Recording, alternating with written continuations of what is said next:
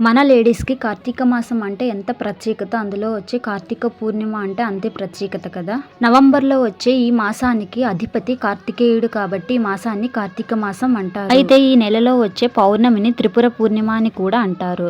పురాణాల ప్రకారం ఈ పవిత్రమైన రోజున ఈశ్వరుడు త్రిపురాసురుడు అనే రాక్షసుడిని చంపడం జరుగుతుంది కాబట్టి ఈ పౌర్ణమిని త్రిపుర పూర్ణిమ అంటారు. ఈ మాసంలో గంగా నదిలో స్నానం చేయడం వల్ల శుభం చేకూరుతుంది అని నమ్మకం. దీపం పెడితే ఇక్కడ నేనేం మొక్కుకుంటున్నానా అనుకుంటున్నారా? అదేం లేదండి, శ్లోకం చెప్పుకుంటున్నాను.